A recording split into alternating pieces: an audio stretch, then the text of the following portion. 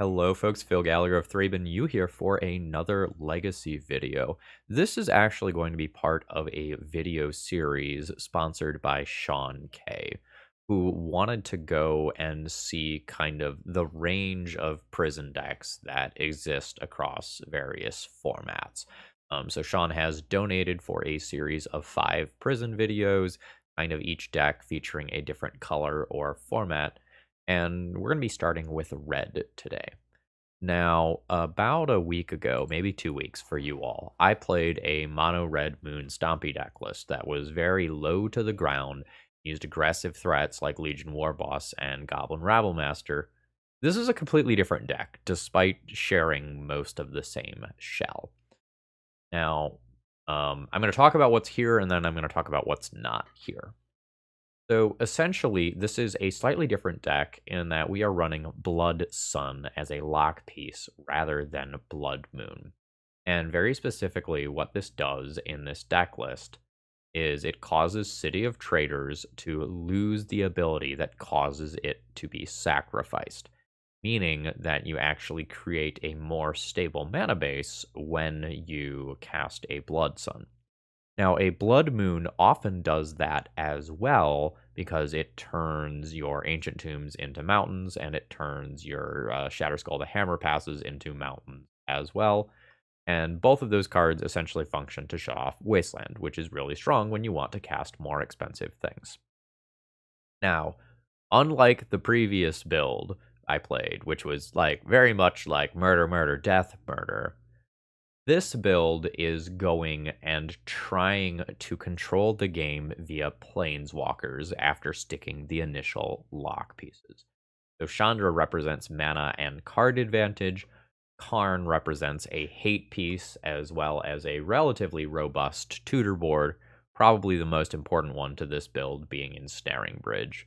We're very much looking to accelerate out some powerful cards, hide behind an Ensnaring Bridge, and then eventually win the game.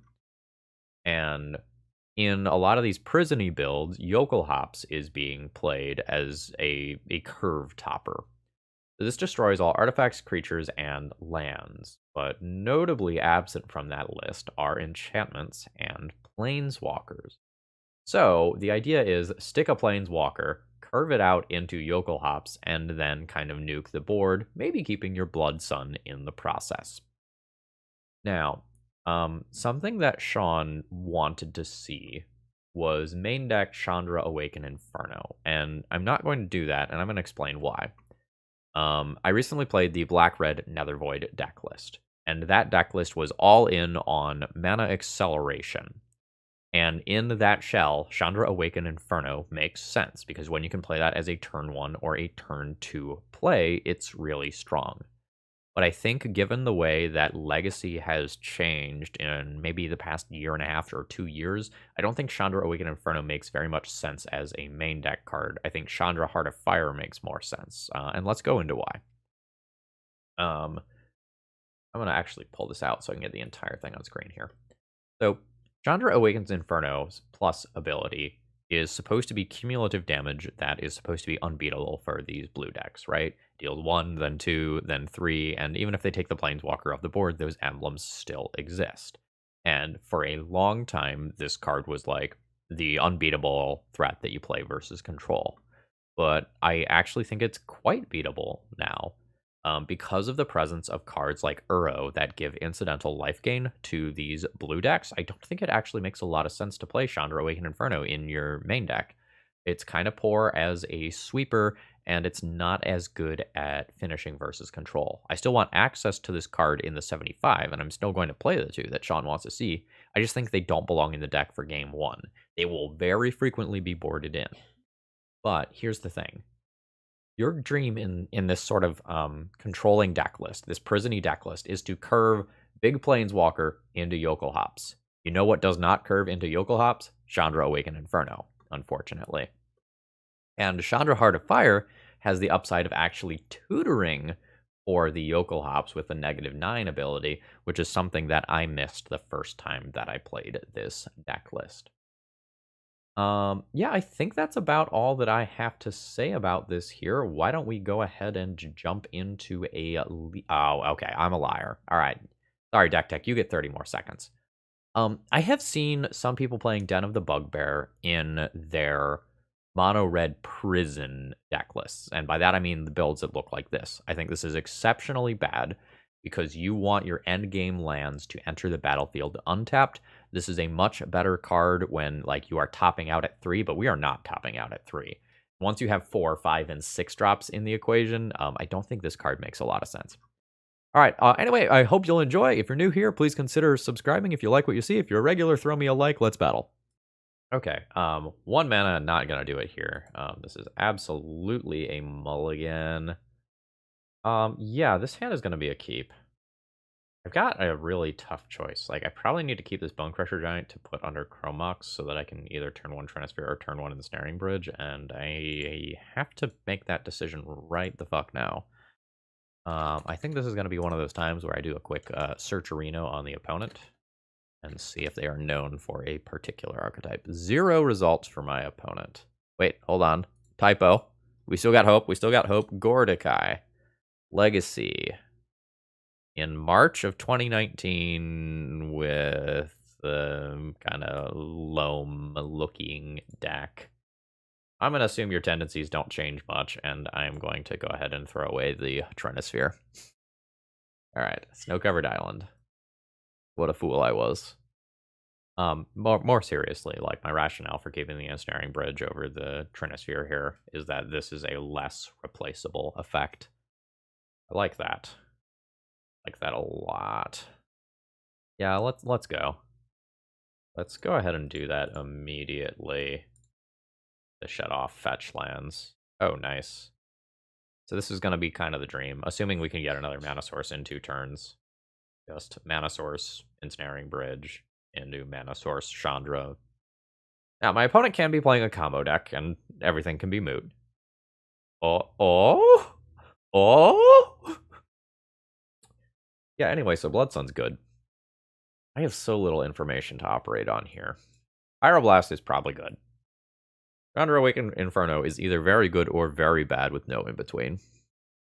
Jokulhaups is great. This card is probably not particularly strong. That card, I think, instantly becomes either the Chandras or the Pyroblasts. And then I get to make a decision about what I want to do with the other stuff.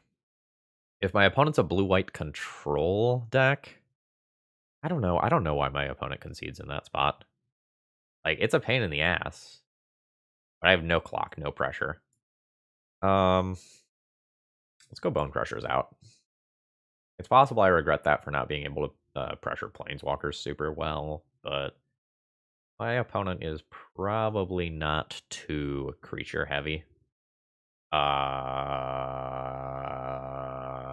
Yeah. Yeah. Are you tapped or are you removal? I think you're just tapped. We're just gonna chill. And then we're gonna hope to draw some things that need to be countered. And then, like, destroy all the lands. This is potentially not that good either. Play a nice patient game. And a turn Brainstorm. Never the first Jokulhaups that gets them. It's the second. Now, there is a weird world that can happen where, like, my opponent sticks a Planeswalker, and then I play Jokulhaups after that. Like, that's super awkward if that happens. So we're gonna hope that doesn't happen.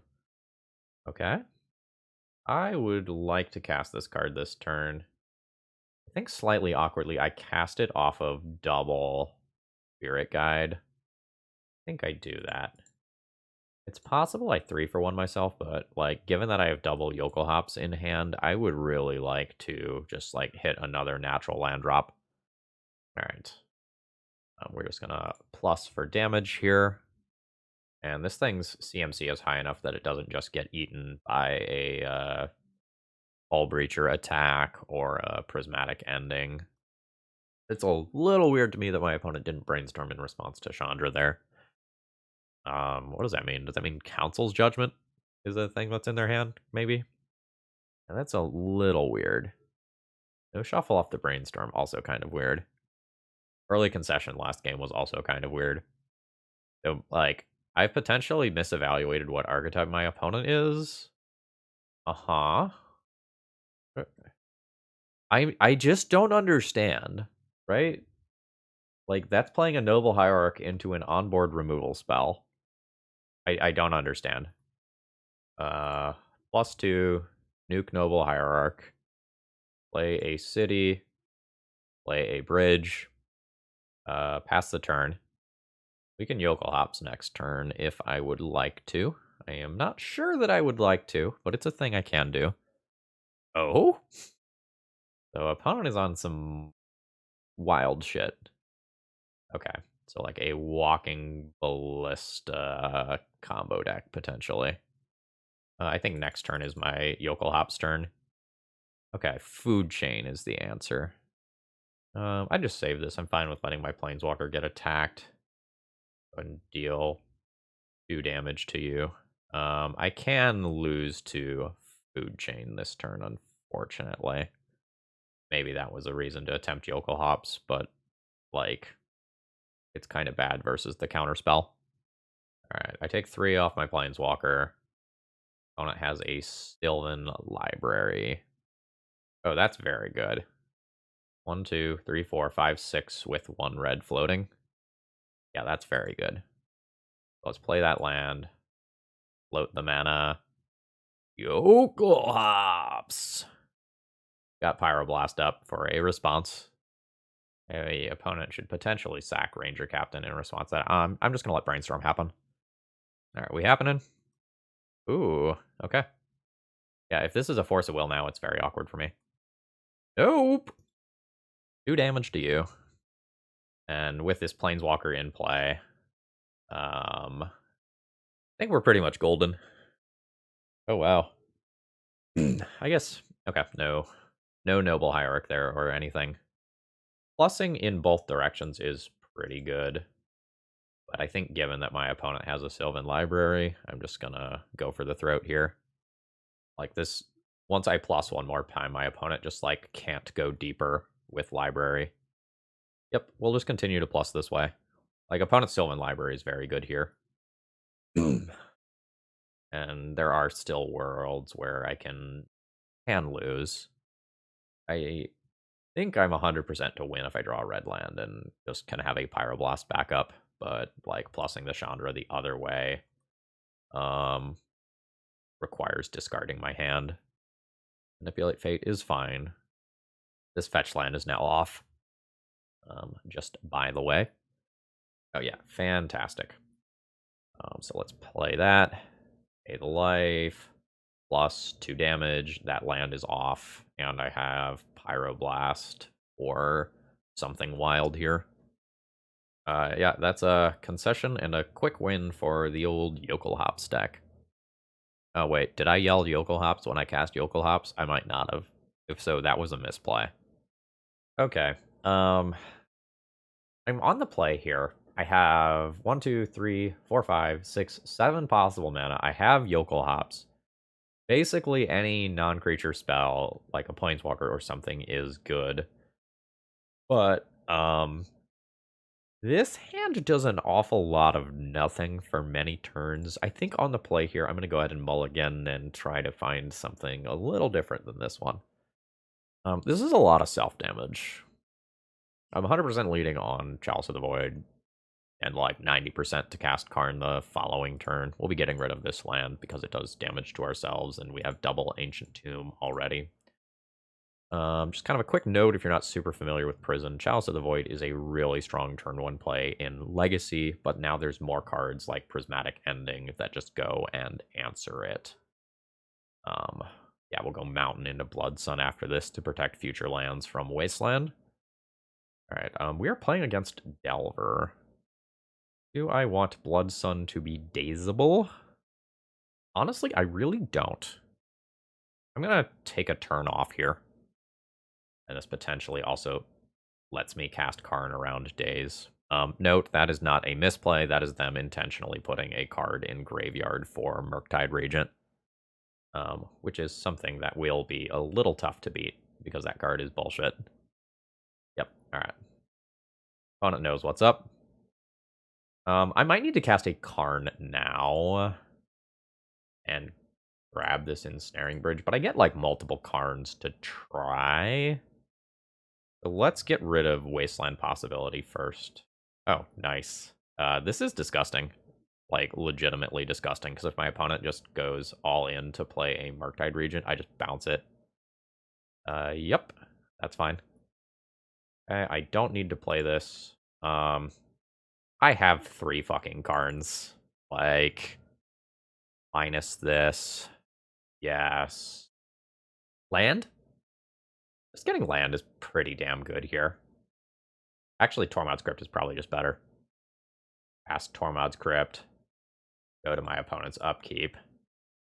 Actually, there's only one instant in there right now. No, let's still nuke it. I don't want to deal with that creature this turn. And I would be totally fine with my opponent hemorrhaging a bunch more 1-drops.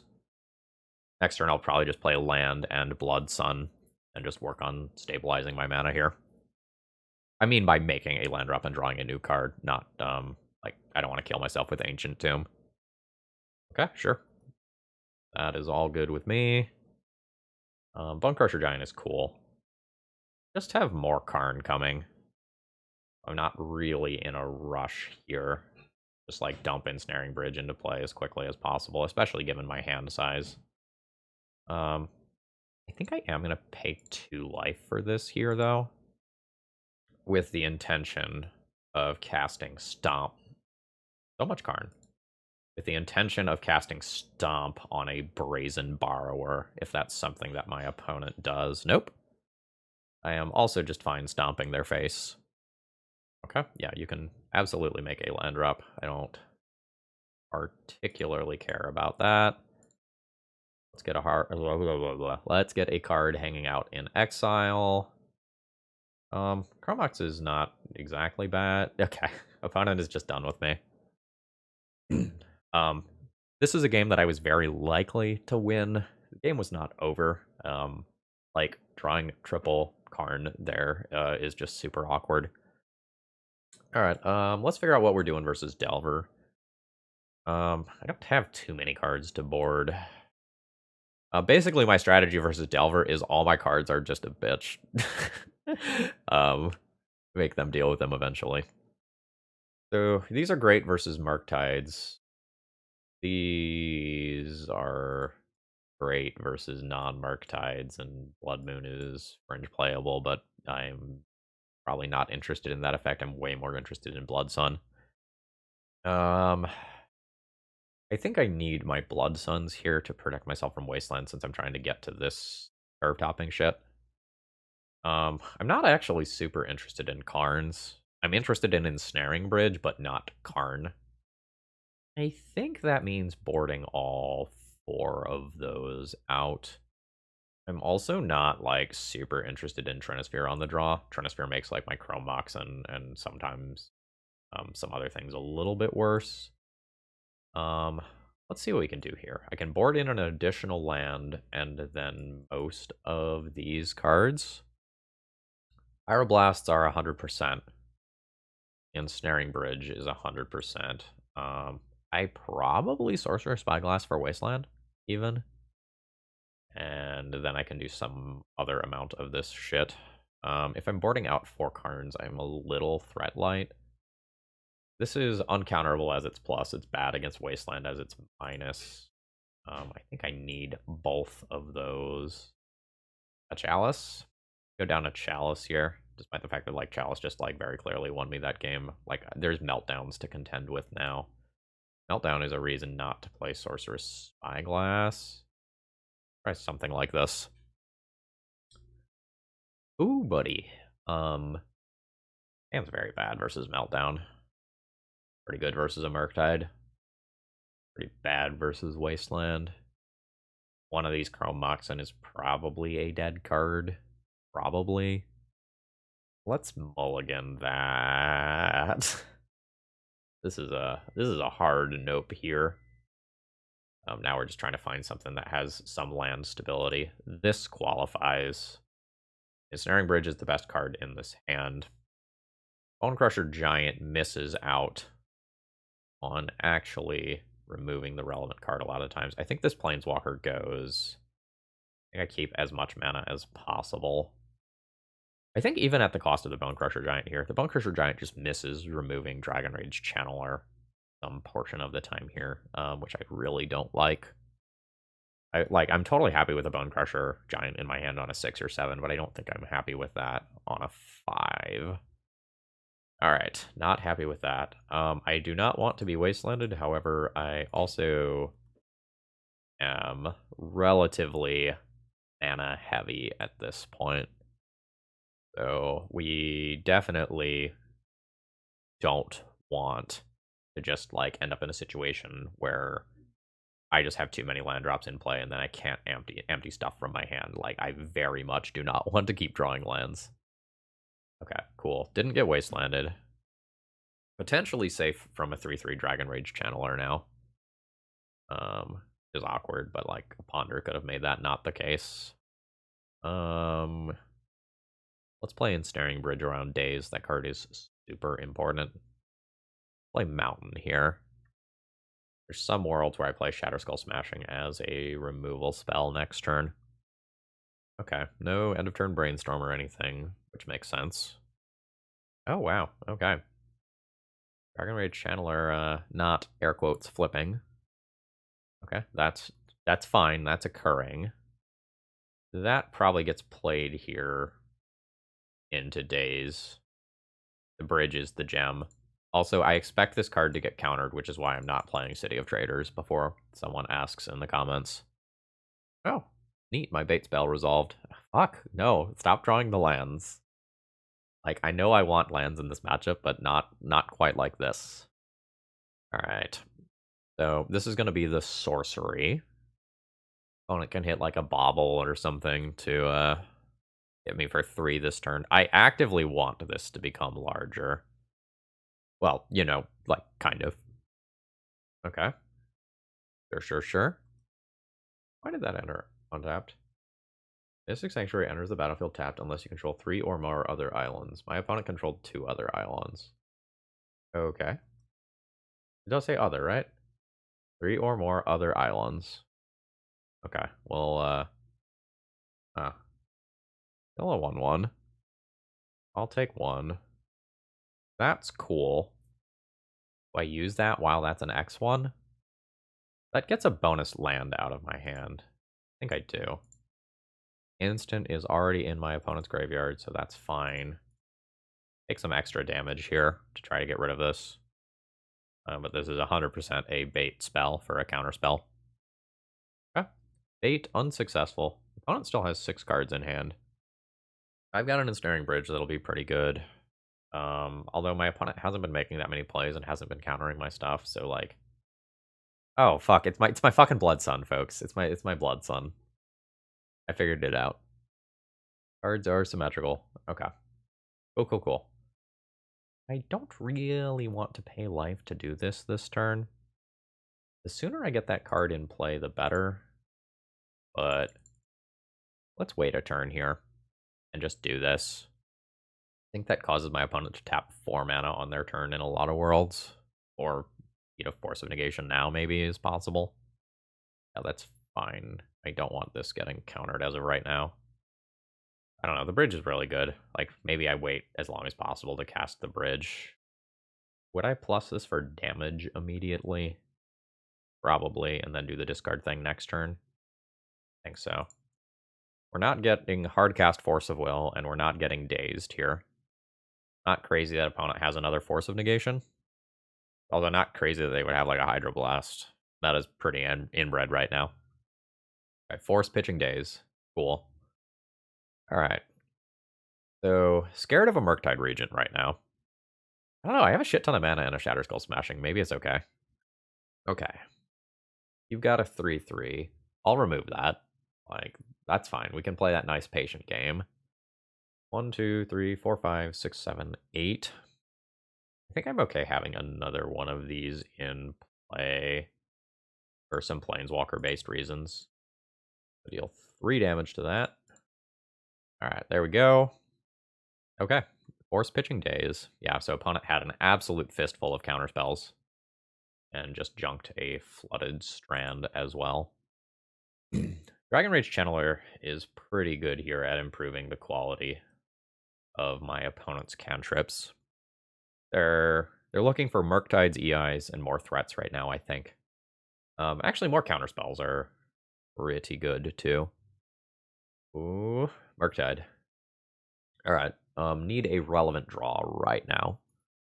That is not a relevant draw. I am dead on board, unfortunately.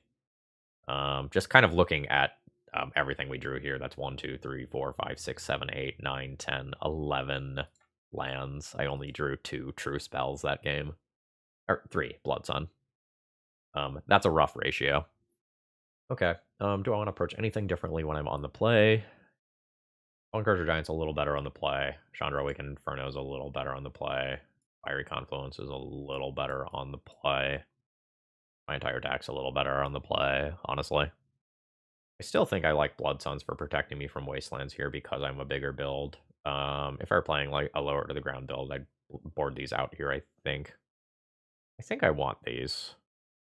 Or if I have a similar game as to the last one. I don't know. Bone Crusher Giant is not removal a lot of the time. Maybe I don't actually like that card here. Like, my opponent's Dragon Rage Channelers didn't transform just absolutely forever last time around. But I don't really feel like that's the norm. I'm in trouble if my Chrome Mox gets countered, but that's pretty unlikely, I think. This is a very good Force of Negation check hand. I think I'm still going to play Ancient Tomb on 1, in case it does not resolve. I don't like my second Chrome Mox in this hand, but I have a great turn 1 play and a great turn 2 play with this hand. Oh, actually, I take back what I said about Chrome Mox getting countered. I have 2 of them. Oh, sorry. That was probably gross. My bad. I thought I was muted. It's a couple weeks post-COVID, but I am still just absolutely a snotty mess. Counter it, counter it, counter it. Dang it. Alright, put Fury under there. Play Ancient Tomb. Attempt Blood Sun. Okay, unfortunately, that is getting countered, which means this getting removed or this getting removed is a little rough here. I am going to go ahead and play this out.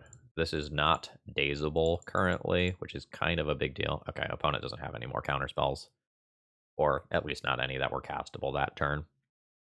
This Jokulhaups is very, very, very likely going under Chrome Mox. Ooh. We're a soul land away from that. I will unfortunately just be passing the turn here, though. Okay. Yeah, we're chilling. My ensnaring bridge is slowly getting worse, but like Chrome Mox is quite good at helping to rectify that situation. If my opponent plays something like a Dragon Rage Channeler, I will probably Fury it immediately. Not 100% sure. It'll depend on what I draw, because like there's worlds where Fury goes under Chrome Mox, but I think Jokulhaups is going under Chrome Mox. Okay, opponent found a Brainstorm, sure. You may absolutely brainstorm away. I just want a soul land in an uncounterable planeswalker. And Fury your threat. Which is hopefully not Murktide Reach. Oh, yeah. Not great. I like very specifically want a soul land. I think I make no play here. I really wanted that Blood Sun to resolve to protect this city of traitors. That's fine. Okay, cool. I'm gonna go ahead and cast a Chrome Mox. I'll put a Shatterskull Smashing under it. Yep. Float my mana. 5/6. Play Chandra Awakened Inferno. Is uncounterable, notably, which is why I'm doing that this turn. And we'll just -1 to Delver. This does mean this is in double Lightning Bolt range, which is a little annoying. And, like, maybe I Fury pitch Jokulhaups first, but, like, this is a win condition in and of itself. Okay, there's one. Okay, they do not have the second, at least not immediately. EI can find one. EI gets 3 looks at 1. Okay, that's a Flooded Strand. They can get another cantrip into a Lightning Bolt here. which they are attempting. Okay. Did you find it? Nope. Cool. Because once I plus this, it is now out of range of Lightning Bolt, which is super cool. 1, 2, 3, 4, 5. So we're just going to be plussing this for the normal bullying stuff. I'm trying to decide if I just want to like play out a 3/3 double striker. I don't think so. I think this is just mana for this. All right, so I get my 1 damage at upkeep. Let's go ahead and always yield to that. And see where my opponent can go. Like, they want a meltdown, in theory, but like there is this too. Yeah, that's pretty good. I'll float some mana. Pretend like I have something cool going on. Okay, cool. Yeah, Lightning Bolt is fine. You have another? Okay. So this is not truly a win condition. I have a respectable amount of removal, and I do have an ensnaring bridge. So, like, this is not nothing. Alright, that is a Murktide Regent. That doesn't matter until my opponent can answer this ensnaring bridge.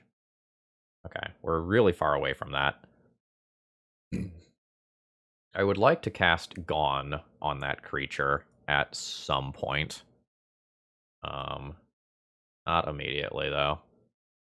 A little awkward. I think I have more important days targets. I think I'm just going to play that out. I maybe take 8 for dropping Gone in some worlds, but I think if we're in a timeline where a meltdown happens and I lose all 3 of these permanents, I lose the game anyway. Like, my opponent just recasts that. Okay. We're getting a fetch. I don't know that that means this spell isn't resolving. It's not like this spell has a huge impact on the game once my opponent has this many permanents in play. Yeah, that's just going to find EI. And then I wouldn't be surprised if Blood Sun just resolves. Yeah. Okay, Pyroblast is very good. I unfortunately don't have the mana up for it right now, but it's very good. Again, very, very afraid of Meltdown, and to a lesser extent of Brazen Borrower. There's another Murktide Regent. That is a scary amount of power. Again, it means nothing while Ensnaring Bridge is in play. But you know. Let's always yield to that. Alright. Opponent has some creatures. I have some land now. Which is super cool. I'm playing that. And then I don't think I need to do anything else here. I think I just pass. Like, I'm technically winning the race, at least on paper, you know? Do I want to take 2 to just bounce the bigger one? I think I do. On is the side I want. Because there's some worlds where my opponent counters. I don't counter back. Okay. As expected, it went back to hand. This can get me to 5 mana this turn. 5 mana doesn't really do anything cool for me. Let's just go ahead and pass the turn here. Basically, I never want to drop Pyroblast for the rest of the game, if possible, because of how important countering a Brazen Borrower, or more accurately, the other side of it is. Like, I'm not going to Pyroblast the Murktide Regent here, for example. 1, 2, 3, 4, 5, 6, 7 if I use Chrome Mox. I can also just, like, Hardcast Fury this turn. I don't hate Hardcast Fury this turn. This is something that can technically attack right now. Am I giving up on Jokulhaups? I'm probably giving up on Jokulhaups. Meltdown is getting increasingly good versus me. But Meltdown already wins the game, and Meltdown isn't blue, so I can't counter it. I think my opponent is legitimately thinking about countering Chrome Mox, because they saw uncounterable Chandra before. Okay. It has resolved. I think this. Play this. Cast this. Again. Mana is a touch awkward here if I believe that I cannot ever drop Pyroblast, which is very much a belief of mine. I can maybe consider countering an EI. A little rough that my Pyroblast is dazeable in the next turn cycle. Alright, force pitching a daze. That makes me feel a little better about that. Alright, that occurs. Ooh, a lightning bolt. Please turn this into a 3/3. Do it. Okay, there's the 1 damage from my emblem. I'll take 1 from Dragon Rage Channeler. There's some worlds where I can take 3 if my opponent can cast an instant during combat. Sort of hoping that doesn't happen. I will not counter a Ponder.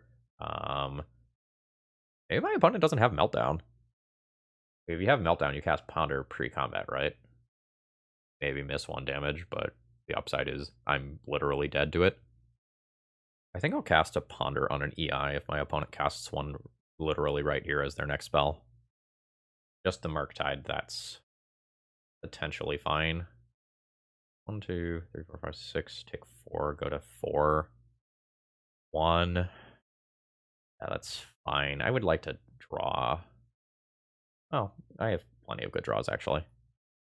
Not really one of them. Oh, this is so awkward. Ow. Very much ow. This is uncounterable. I probably have to -3 on this creature. Or alternatively, I can just like throw a Pyroblast willy-nilly at something. Alright, this isn't an elemental. Let's just -3 here. Guaranteed kill that thing. I am going to play this tapped. Oh, I'm going to play that untapped. Right. My Blood Sun that hasn't done anything in a billion turns. How many Lightning Bolts are in exile? 3 Lightning Bolts are in exile, so I am not in double bolt range. I now think I let EI resolve, since I don't care about a 1-power creature anymore. Okay, I care about a 1-power creature again. The difference between Pyroblast and Red Elemental Blast is relevant here. I think I'm okay with that. I'll let my opponent surveil. Do I want to counter this?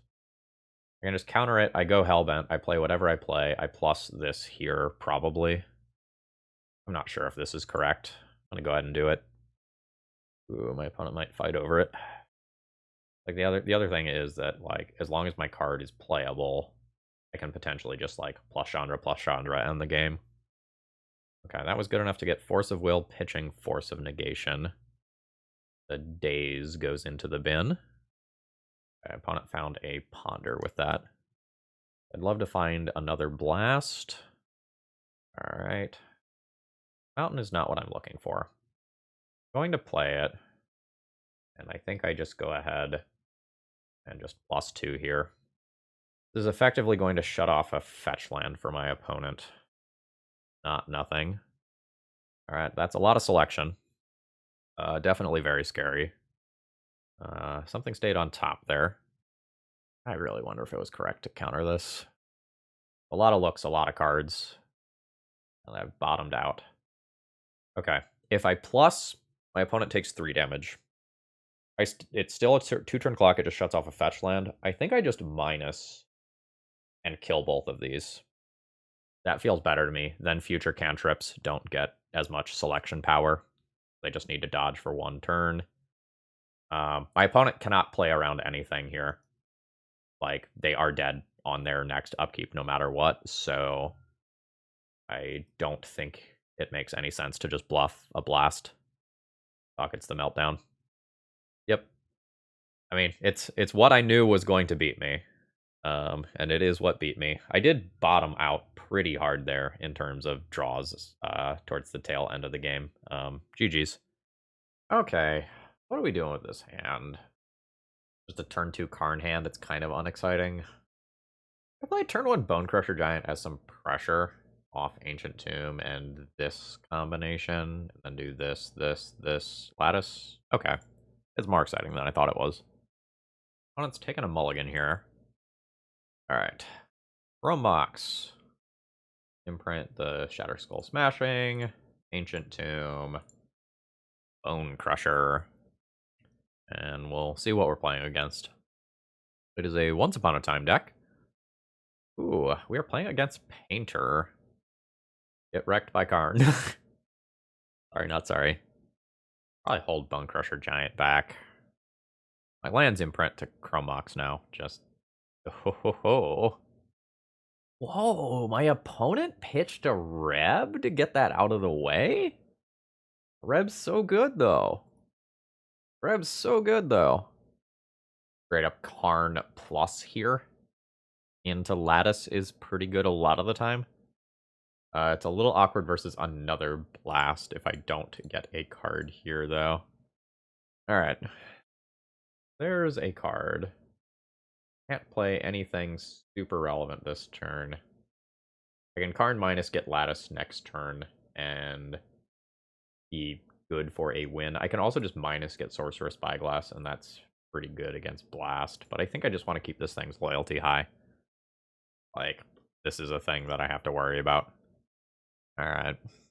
So I'm worried about red land into Blast. Because then I just have kind of nothing because of the line I took to keep my loyalty high to keep me out of the range of another Fury. I guess the line that I played around like requires like Fury plus red card, so maybe I'm not supposed to play like that. Yeah, and I'm gonna get punished by not having a Sorcerer Spyglass for playing that way. Alright. I will stomp you. Oh, fuck. No. This still counts as red, right? Yeah, okay. Cool. Sorry, I just had this, like, momentary panic attack where Painter's Servant said blue on this, and I was like, what? I'm good. Fable's very good here. Fable punishes me for just playing out Bone Crusher Giant instead of holding it as a removal spell. But we might just be staring at each other for a little while. Yuck. I can hold this for Jokulhaups later. Which I think I'm on board with. Yeah, I really wish I had that, Sorcerer Spyglass on Grindstone. I would feel so much safer. There's a good chance my opponent is just on a 2 Grindstone build. Yeah. Especially if they have, like, both the onces and multiple Fables. Yeah. But things get a little scary. Okay, Blood Sun is cool. Blood Sun makes my multiple City of Traders into good cards. Batter Skull Smashing. I'm going to cast that for an obscenely large number next turn. So we're going to hold the fort this turn. Then I'll have 2, 4, 6, 7. Which is pretty good, because that's a... Well, we'll figure out what to do with it on my turn. There's also worlds where I just, like... No, I don't have Chandra Awakened Inferno in game 1, never mind. That would notably be quite good here. My opponent got to filter a lot of lands as well. Oh, there's more. Sure. Sacrifice an artifact to exile the top card, or give a creature. Let's go. Sure, I've got a lot of things to sweep here. Reflection of Kiki Jiki is the necessary one. That one just has to go 100% of the time here. And then I have to try to answer another one as well, unfortunately. I mean... Sure. Firming 2, 4, 6, 7. 3, 4, 5, 6, 7 this turn, probably. You. What? Oh, shit. This can only have up to 2 targets. Okay. I mean, I accept. Oh, I see. I have to do it this way first, and then it tells me how much to pay. Sure. Alright, so I'll take those out, and then next turn I'll take out Fable and Painter. I think the Brea's Apprentice is scarier in the short term than the Painter. Short term is what I care about here. This is going to be annoying when it says smashing in the Nigel Thornberry voice, which I respect. Alright. I can die to Grindstone here. Doesn't look like I'm going to. Absolutely block. Like, I am fine if you remove my creature and expend resources to do so. I'm looking to get this board under control. Yeah, Punishing Fire is totally fine. I get some bonus damage on the way out here. Yep, that's all good with me. Opponent's got a little more mana to work with. Chalice is good.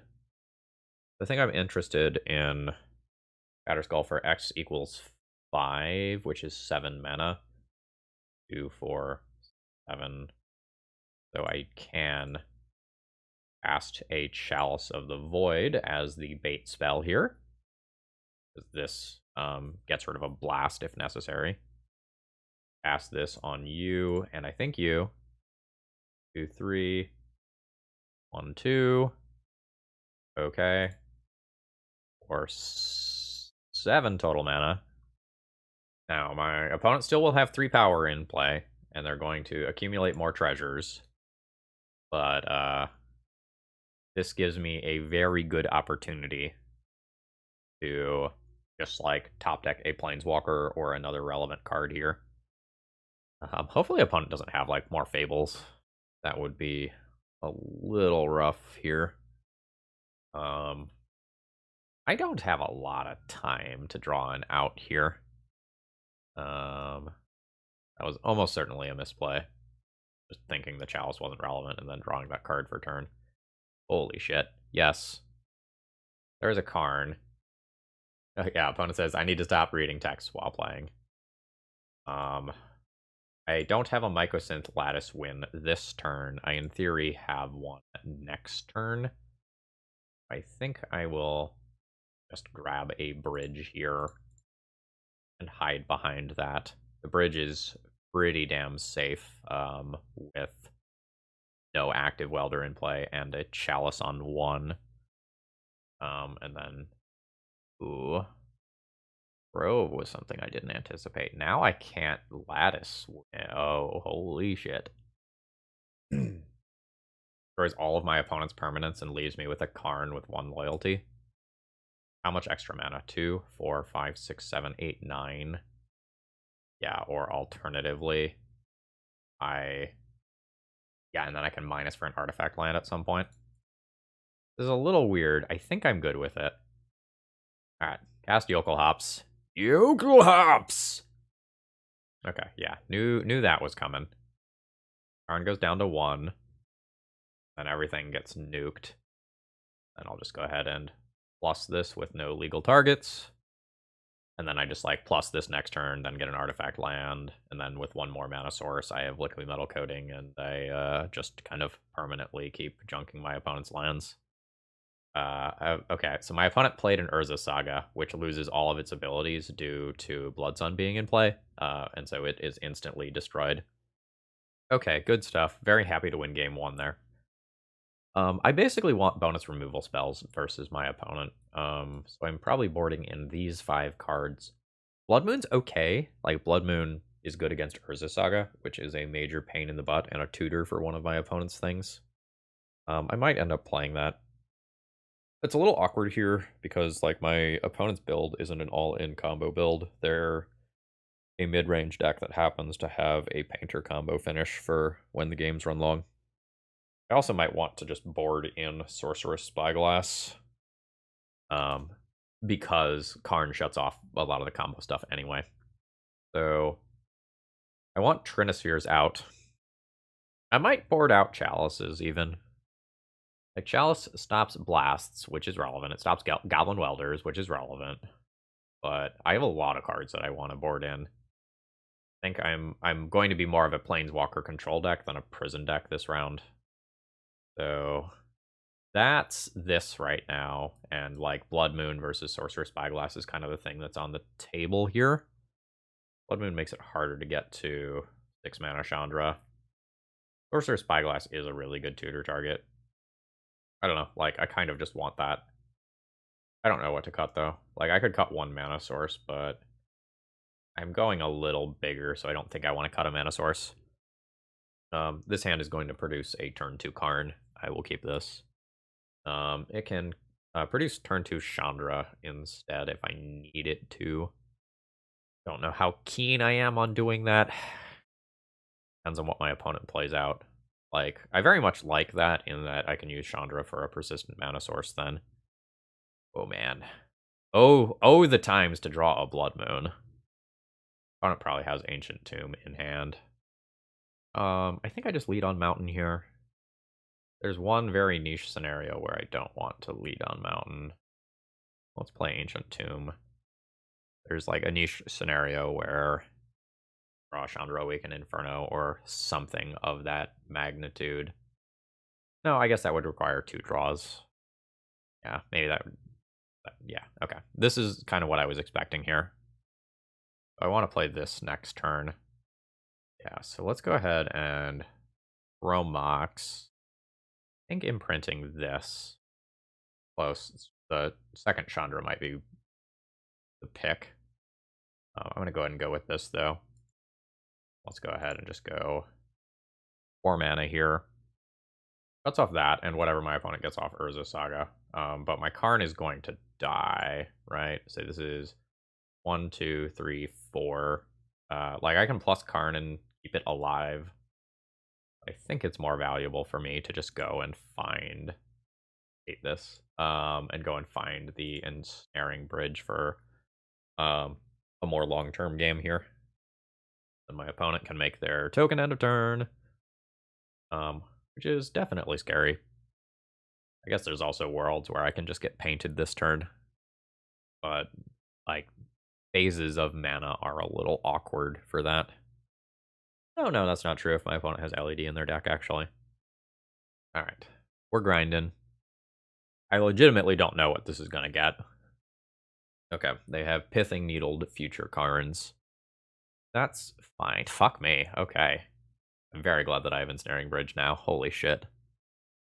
Alright, Karn eats 4 damage. That's fine. This is going to be really good. I don't think I do this now. I think I wait a turn. I think getting the bridge down this turn is very strong. Those are 4/4s. This is 1 card out of hand. Chandra is... yeah, okay, this is fine. I'll play a Planeswalker. I think I'll just plus the Planeswalker for mana here, rather than immediately use a Chrome Mox and throw an Ensnaring Bridge into play. This means that I don't have to answer the Urza Saga construct tokens necessarily, and I can instead focus on like answering the Grindstone side of the deck so I don't die to the combo. Right. Okay, opponent now has access to red mana that they didn't have access to a second ago. So Painter into Blast is a thing that can happen now. But it looks like that's not happening. Looks like my opponent is just gonna ride the Urza Saga value train for a little bit longer. Oh, nope. As a Goblin Engineer. Okay, so notably Goblin Engineer only affects your graveyard. Okay, so they are setting up for Painter nonsense. I can just kill that with Chandra. I can also just kill that with Fiery Confluence. 2 damage to all creatures, blow up Grindstone. That's pretty good too. So I think I'm just going to go ahead and start here by plussing this creature. I cannot cast Ancient Tomb. That's just worth 2 damage. I'm fine leaving this needled. Alright. Cast a Fiery Confluence. 2 damage to each creature. Destroy target artifact. Actually, destroying Grindstone doesn't make a lot of sense, because my opponent can just get another one immediately. I think destroying Pithing Needle does. Yeah, let's destroy the Pithing Needle. Like, opponent wouldn't have fetched Painter if they already had a Painter in hand, right? That just doesn't make sense. Also, quick note for those of you not used to playing with this Chandra specifically. She has a -7 that whenever you cast a spell, this emblem deals 5 damage to any target, which is why I'm not just like throwing Chrome Mox into play here. Opponent didn't float mana there. You have a Karn? Okay, it is a Fable of the Mirror Breaker. That's fine. That may give me a reason to actually dump a card out of my... oh shit. I should have realized that was going to happen. I have another one, so like it's fine, but I was really planning on ultimating soon.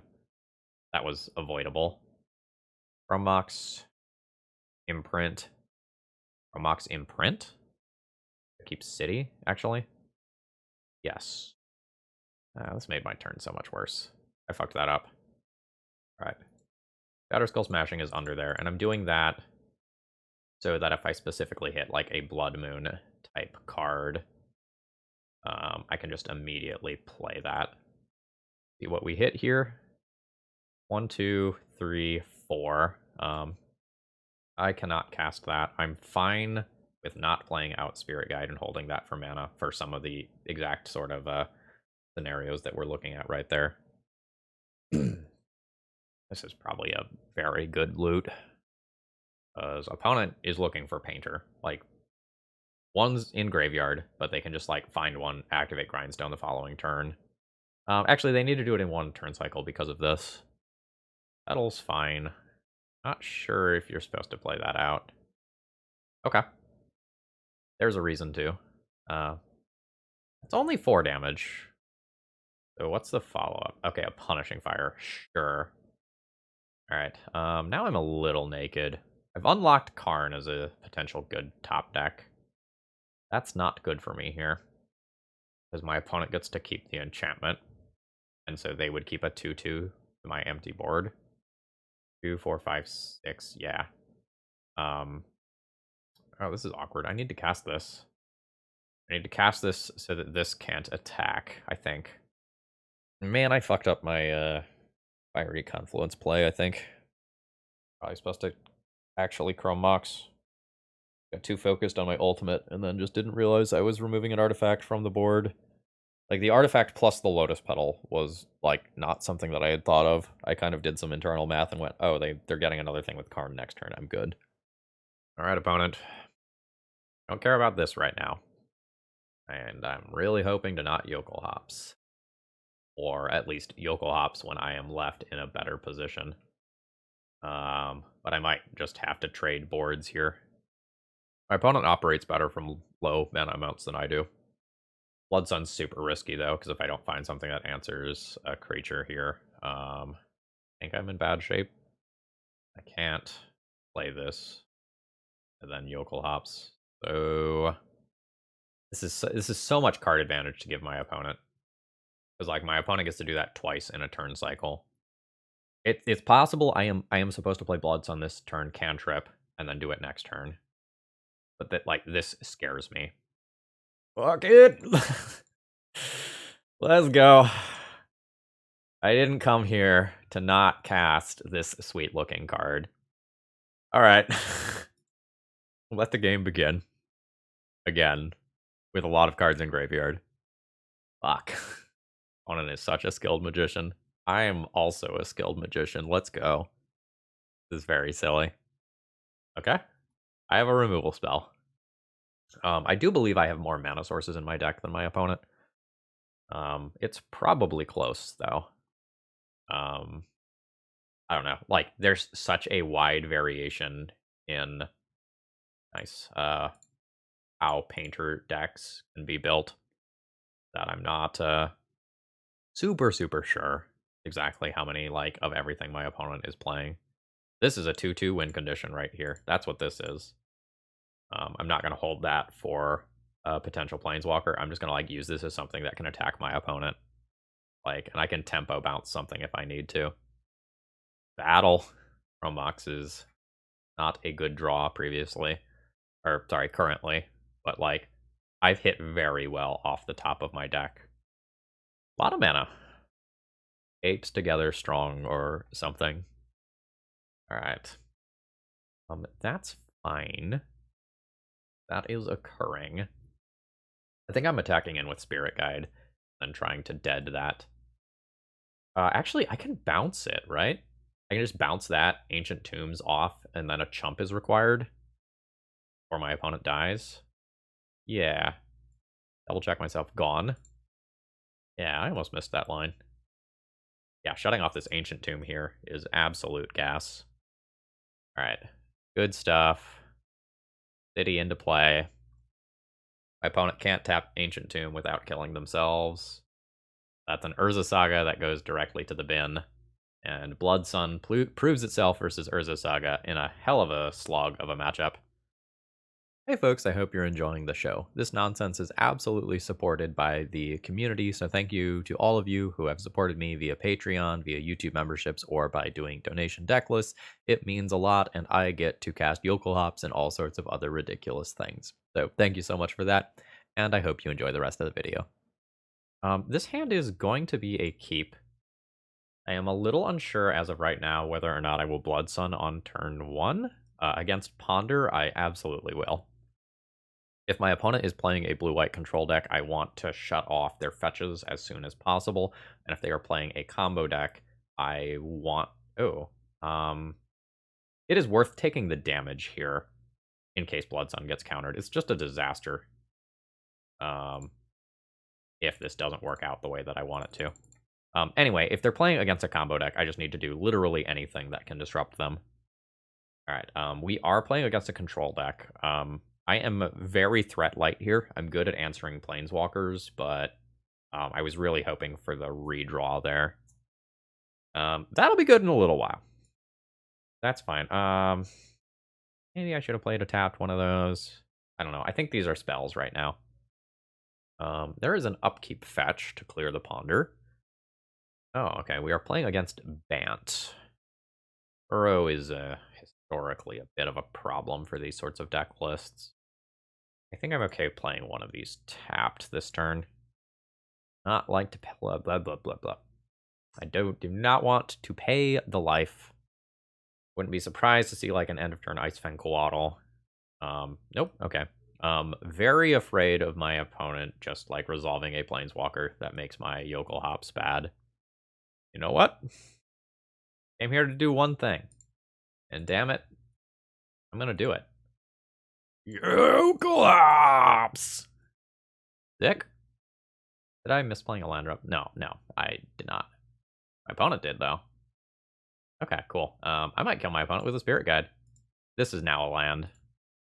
I don't think I just, like, turbo out City of Traders into Simian Spirit Guide next turn or anything. But it's tempting. This is insane if it works. Absolutely batshit insane if it works. This is... You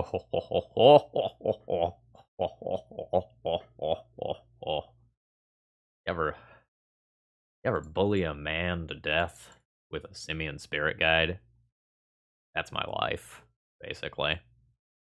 That's a land. Disgusting, but I don't need to do that this turn. Like, I'm just gonna double my clock. Like, my cards are uncounterable. My opponent can't cast 1-drops for 2 more turns anyway. And then I'll have to remember how to cast Chalice of the Void under Trinisphere. Opponent has discarded another Uro. Fantastic. Very happy to steal game 1 in this fashion here. Now let's cast a Chalice.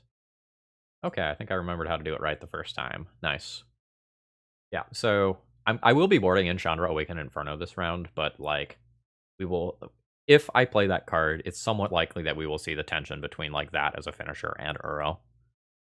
Opponent, would you like to put another card into your graveyard directly after drawing a card? You would. Oh, no, we're going to full on get the concession. All right, good stuff. So, in this matchup, this card's super important. This card is one of my primary answers to Uro. If you kind of take a quick look at the sideboard, we're not playing Leylines or anything like that. So we have Tormod's Crypt to fetch off Karn and these 2 Pyroblasts. A lot of times versus Uro decks, I will straight up board out Chalice of the Void. I'm a little unsure if I'm going to do that here. I've got a lot of tension in terms of like what I want to do in this matchup because I want these. I still want these despite the awkwardness. And like... edging against planeswalkers is kind of important. I have so few good early plays that I might still keep Chalice. I think I'm going to go Bone Crushers out for these. I think I'm going to go Trinispheres out for these. They're now a part of my mana base permanently. And I think I'm going to keep a couple of Dead Gons. They can answer Hull Breacher type cards, and they can also bounce Uro. It's possible on the draw I should just, like, board out the Chalices and play, like, Fury, Great Furnace, Bone Crusher Giant. I'm gonna think about that for a second, actually. Actually, I can also consider boarding out Blood Sun. The upside of Blood Sun is that it just like makes casting Uro much more awkward, and it also cantrips, and it's a red card that pitches to Mox. I could go down to Mox for a land. Actually, don't hate that. Ensnaring Bridges aren't great because like Prismatic Ending is a thing, but I'm trying to give I'm trying to keep Chalices to give Prismatic Ending a different target. When I have this is very dependent on Blood Sun resolving to be good, but is very good if Blood Sun resolves. I think I'm gonna keep it. Alright, finishing my thought. In builds where I have more Pyroblasts than this, because I don't have a tutor board, I usually board out Chalice in the Uro matchups. That's something I started doing in the Uro Oko era, just because like it's so important to answer that card that will just frequently beat you. Wow, Tundra. Tundra is strange to me. A quick shuffle. Another Blood Sun. I get 2 tries. That's fantastic for me. Like, I cannot overstate how good that is. Now, these cards are worse on the play, but protecting my City of Traders is super important. Like, if we take a look at this hand, like, if these City of Traders are both disappearing lands, like, my hand is super awkward. And if these are persistent mana sources, this hand is very good. What? Okay. That's very good. That was totally a worthless play. That did nothing. What was I saying? Okay. So this potentially means that my opponent has like life from what did you keep over there? I think I just I think I just Blood Sun for now. Like this card is insane if it resolves, and it's fantastic Force of Will / Force of Negation fodder if it doesn't. Okay. Yeah, my opponent is just missing land drops again. That is so good for me. Yep. So we do this again. Ooh. That means my Planeswalker probably resolves next turn, though. Do I want to play Mountain here? I play Mountain here. I just replay City next turn. And then do this. No, I want to give my opponent a chance to Wasteland this. Both those Blood Suns got countered. Holy Planeswalkers, Batman. Alright. City. Mountain. 4 mana. I think I just play the red ones. Yeah, that's fair. This is what this deck does, right? This deck just repeatedly puts bullshit on the stack and then something eventually sticks. My opponent kept a hand that could answer 2 pieces of bullshit and then folded to the 3rd. GG's. Okay. I have a hand that hides behind an ensnaring bridge. I can potentially try to resolve this card on turn 1. I don't know how necessary that is. I think this is going to be another one of those times where I have to check and see what my opponent has a history of playing to see if I get any insights. Welcome to things you can do on Magic Online that you can't do on paper. No information. Given no information, I'm just going to play Mountain Pass. Daze doesn't punish me. Thoughtseize might. What colors is this? I think it's a bug deck? What year is it? Asking for a me. Ancient Tomb damage is fine here. Not sure if I'm supposed to play out Chrome Mox. I feel like no. I think I want to have flexibility. I don't know whether I need more mana next turn. Whether I need red pips next turn. Why is my opponent playing Bug? I guess that's my current question. What's the payoff? Sure. Jokulhaups, much worse against my opponent's Life from the Loam. This is probably a removal spell. I think I'm just going to play Mountain Pass. It's possible I'm supposed to like play out a Spirit Guide just to empty my hand for bridge, but I don't really feel like we're there yet. I'd also like a little bit more information. Like, there's some worlds where we're playing against some wacky 4-color Loam build or a Field of the Dead deck or something. Oh, Seiju. Gross. The Seiju Life from the Loam. I do not like that. Teferi's very good here. Like, that's a Planeswalker. And now I'm punished for not playing out Simian Spirit Guide. I can kill that with Shatter Skull Smashing if I want. I can just do that the following turn, too. I think I'm just going to play a crappy Spirit Guide now. My Jokulhaups plan is not good, which leaves me in kind of a rough spot. Alright, there's the life from the loam. So opponent has Boseiju. Alright, there's the plus on to Fairy. And this can eat a Swords to Plowshares.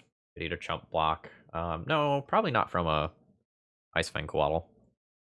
Okay. Yeah, this is probably a Field of the Dead deck. What are you casting? Sorcery Speed Snapcaster Mage? Interesting. So, I like this first.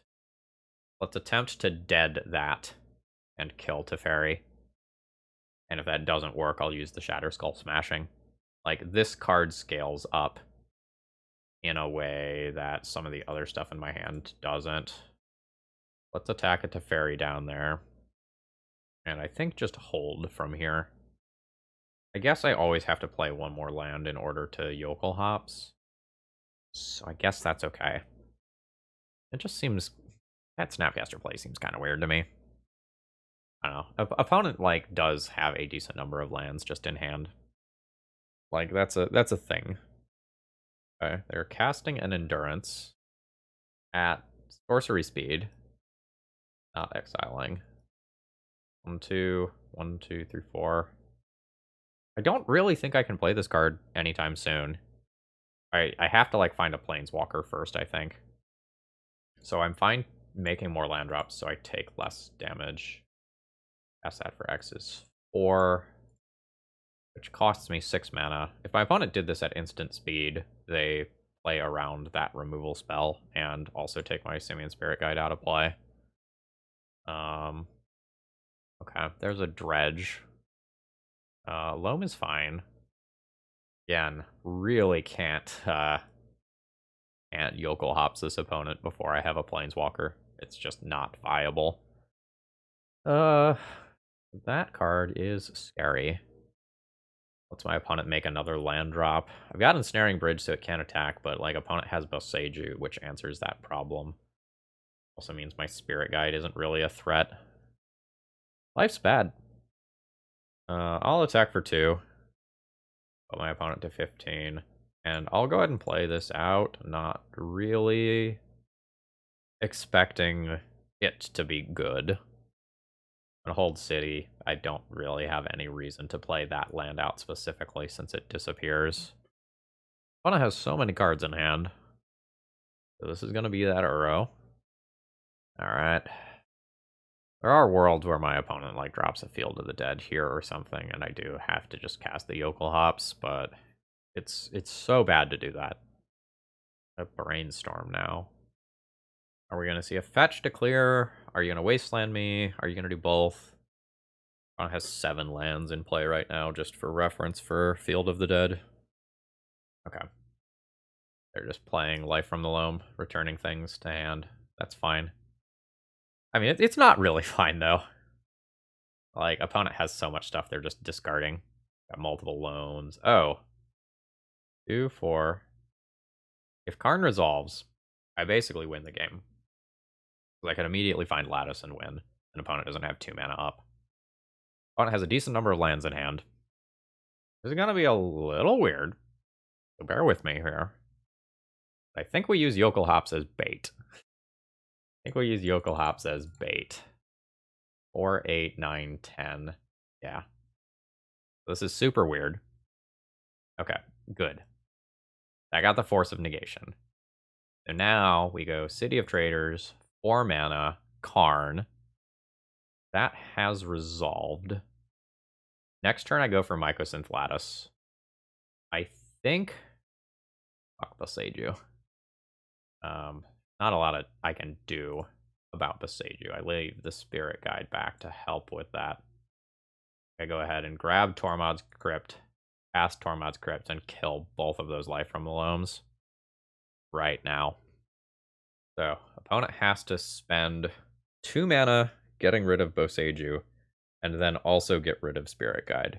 Sorry, 2 mana getting rid of Ensnaring Bridge with Boseiju, and then also answer Spirit Guide. That'll do it. That's very bad for me.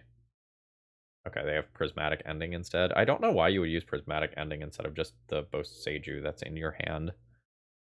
Oh, did they brainstorm away that Boseiju? Ah. I will cast a Spirit Guide here and pass my turn. That Boseiju seems insane to me. It seems very strange to get rid of it. Like, it's not just in exile, right? Like, I'm not wrong. Yeah. Okay, they are just going to Fate Seal me. That's reasonable. And now this Uro crashes in and ruins my life. I will absolutely take the jump block here. This thing kills me in 2 shots, and I can't kill that Jace reasonably. Okay. Sure. That's fine. Chalice not particularly strong here. What my opponent left on top with Jace. I will still play it for 1 to shut off cantrips from my opponent, but it's possible it should go on a different number. I just think I'm so dead to the Jace here. Like, one of the best ways that I can stabilize versus Uro is just finding an ensnaring bridge, but then my opponent just keeps fate sealing me with Jace, making it very hard for me to actually do anything. This build, very bad versus Life from the Loam. We answered that Life from the Loam problem permanently, so opponent can't just, like, Wasteland lock me into Oblivion. But I don't have a lot of good draws here, and if my opponent counters this card, I'm dead. Chrome Mox on top. Alright. GG. We're in the sideboard now. I'm probably boarding out Chalice of the Void in this matchup. Like, it's just bad versus my opponent's higher CMC cards, and they have lots of ways to get rid of it. You know, the Teferis, the Prismatic Endings, all that sort of stuff. Boseiju. So this just isn't super reliable. Get these in here to help out with Uro. Let's get these in here as additional finishers, although again, they're not fantastic versus Uro, and then I'll potentially board in some amount of this stuff. I think I like Blood Moon to make Uro harder to cast and to shut off my opponent's Wasteland and other utility lands. I think I like Fury for answering Planeswalkers. I don't think I'm boarding this in. I didn't see like Baleful Strix or anything like that. Bone Crusher Giant is not great. Okay at pressuring Planeswalkers. Probably have to keep Dead Gone for Uro. How do I feel about Trinisphere? Not fantastic. Again, it just runs into that Boseiju problem. I think I just want to be threat denser. Fury helps with that. Then Moon is medium. I can see going down like a Chrome Mox for a Moon here. Clarifying, I don't expect Moon to really take my opponent off of colors. What I expect it to do is keep them off of multiples of the same colors, making it harder to string together cantrips or otherwise play something like an Uro. We've got Blood Sun into Blood Sun here. It will be awkward if my opponent wastelands me after countering this. My hand will be very bad. Okay. Now there's only probably about 2 wastelands in my opponent's deck, but they're very good here. Okay, cool. We dodged.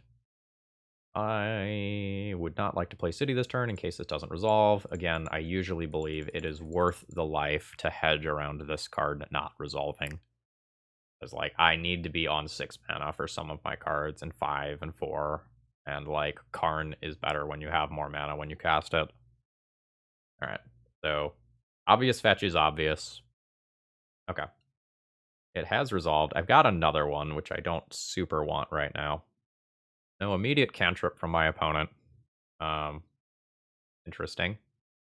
Sort of a wild choice. Obviously very good here. I can play another one next turn. Go ahead and play the backside of this. It doesn't cost me life. And I will absolutely just cast this as a creature that has power and toughness. And I will not deal damage to it. And then you can ruin my fun. That's really a 3-for-1. Well, like, I draw a card back from Blood Sun, so really closer to a 2-for-1, but, like, it's good. I might just, like, oops, accidentally, my opponent with Fury. Yeah, they took a shuffle. They missed their 3rd land drop. Fury very well could just kill them. I don't have Ravel Masters in this deck, so I don't have to play Blood Sun pre-combat. I can just whack my opponent for 6.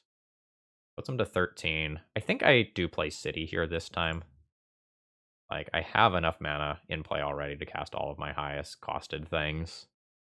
I'm already at 14 from tapping Ancient Tomb, so I don't know that I really want to go lower here. Was a force pitching a Brainstorm.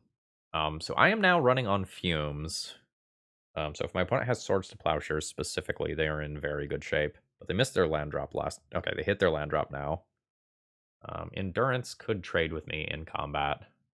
I will attack with Fury first and then play my Planeswalker. Do your thing. Let's see if you eat a removal spell or anything here. No. Opponent goes to 6. This is uncounterable. Why did you not do that before it dealt you 6 damage? That seems very poor, especially given that this emblem is now extremely strong against you. When it otherwise only would have been medium. Like, opponent can still just, like, fetch, play Uro, like, hit next land drop for Uro, and potentially outrace my emblems. Also, why did they not... Like, is Hydroblasting the Fury better than Hydroblasting the Chandra once it's in play? Okay, they do have the Uro. Okay. They could have bounced that, and potentially should have. So there's another emblem. I think I do want to play Mountain here. Yeah, if they don't have the next green mana, they were definitely supposed to Caracas bounce to get another redraw and more looks at lands. Yeah, I think my opponent has made some missteps this match. Okay. About the only other thing I could do here is either switch up Prison Pieces or play Fiery Confluence just as something to kill my opponent. I don't think I'm going to do that. Like, the reason that game ended so quickly is I had one of my 2 Furies. Like, that's not going to be the norm. This hand makes a turn 1 Blood Moon. I'm in for that shit. It's not super good after that, but we're on the draw. I think it's going to be Chrome Mox Pitch Spirit Guide Blood Moon on turn 1. I don't want to wait. I don't want my opponent to stabilize their mana. Oh, and my opponent took them all again. Okay, yeah, especially now that I have a second Spirit Guide here. 100% good with throwing one of those under here. And here's to this resolving. All right, after a pause, it did resolve. Now, my opponent can potentially, like, Prismatic Ending that away in a couple of turns. Like, this isn't necessarily permanent. Okay. Yeah, having another basic land in hand is very good versus a Blood Moon-focused hand. Okay. This is only turn 2. And we'll just drop an Ensnaring Bridge. Is it better to drop Spirit Guide? I want to just shuffle. It might be better to just drop Spirit Guide and start attacking for 2. Not really good versus a turn 3 Endurance, but turn 3 Endurance is a little hard to do versus a Blood Moon. And this is just going to make me better versus a Planeswalker that comes down and tries to bounce Blood Moon. Yeah, absolutely. Brainstorm, notably much worse with Blood Moon in play because you don't get to just fetch shuffle afterwards. That's a nice mountain. I'll hold this as a removal spell. I will go ahead and bash in with a 2/2. I'm not really sure if I want to play Ensnaring Bridge now. I think I'm going to. Like, just putting that into play preemptively protects, like, top deck Planeswalkers from Endurance and other things of that nature. And I've still got, like, the right number of cards in my hand to just, like, attack with Spirit Guide and then play a card. Spirit Guide attacks also don't matter that much. Okay, that's a mountain. A little Spirit Guide that could. I don't think I play that card. Like, I very much don't want to have 2 of those in play for if my opponent rips Serenity. So let's just play out a land drop, call it a turn, and we're looking to just top deck a Planeswalker at this point. Okay, that is another land drop. That is a mountain. 1, 2, 3, 4, 5, 6. I could Jokulhaups. Casting a Jokulhaups while I destroy 2 of my opponent's basic lands is really good. That means that Blood Moon just cuts them off of so much for the rest of the game. I think I'm down. I think it gets forced, but I think I'm down to try. Yo, cool. Oops. It's pretty awkward if they, like, Boseiji the Blood Moon in response, though. Okay, yeah. We ate a Force of Negation, which is kind of what I thought was going to happen. Alright. It is Simian Spirit Guide time. Let's attack for 2 and then see what we can do with a Karn. We just baited a Force of Negation next turn, so it's somewhat likely that this resolves. There's a Karn. Ooh, Force Pitch Force. Alright, so now I'm at the point where I do have to pay attention to my hand size for Spirit Guide attacks. I can play one card after combat. Ooh. Attack for 2. Opponent goes to 9. Opponent has 3 cards in hand. I will have a Blood Moon in play, and I will have destroyed 2 of my opponent's basic lands. Is this better than just attacking for 2 with Spirit Guide and waiting until I draw another threat? Unsure. This decision is the difference between a 3-2 and a 4-1. If I cast this now, it's so hard for my opponent to ever cast a Life from the Loam. So hard for them to ever cast an Uro. And I play more lands than they do. Alright. I don't know that this is right, but it feels pretty spooky for them. They now have so very few cards in their entire deck that matter at all. Whereas I have a bunch of bullshit once I start hitting some land drops. Yeah. Again, if I would have just held out for 2 turns and would have cast this, like, that would have been very good as well. That's their best possible land. We're going to play Draw Go for a little while, which was expected here. Holy shit. What a series of lucky back-to-back top decks. That doesn't cast Ensnaring Bridge yet. Those Blood Moon things. God damn it. That's devastating. My opponent should handily win this match now. Like, I think they fucked up if they don't win from here. But I thought after destroying a snow-covered forest, my opponent was not going to top deck another one 2 turns later. Alright. There's another dredge. Yeah, my opponent has land drops forever. They have all of their colors. Multi-spelling is hard. Okay, there's a Life from the Loam. That's fine. It's good. Clarifying.